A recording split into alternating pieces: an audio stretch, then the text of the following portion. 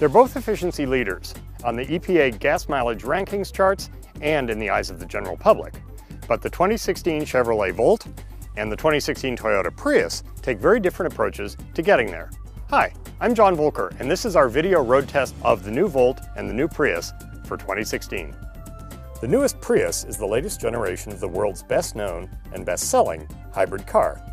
It's lower and less slab-sided than the last one. It's still a 5-door hatchback, but now it has a lower nose, a floating roof, and a rear end that may not be to everyone's taste.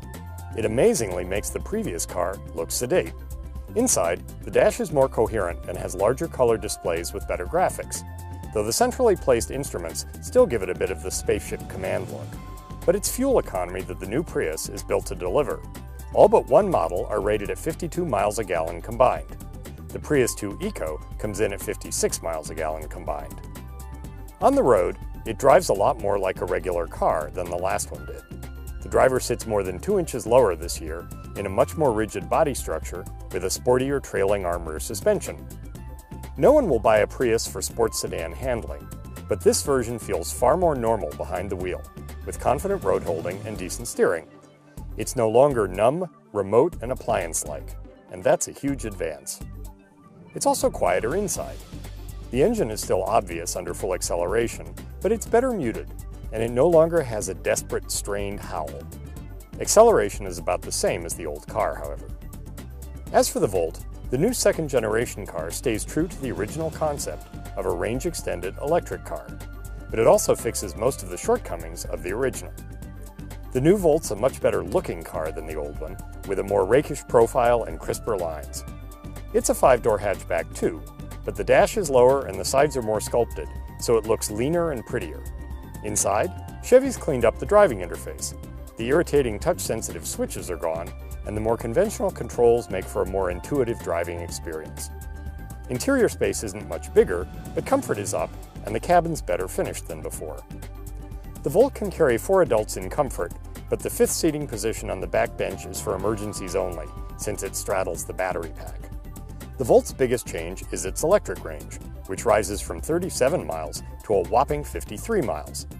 Overall fuel efficiency is up to 42 miles a gallon combined. Chevy says 9 of 10 trips in the new car will be driven exclusively using the battery, recharged overnight from the electric grid. No gasoline involved.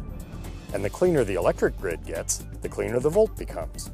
The new Volt is quieter, handles better, and it's even less expensive, by a little bit.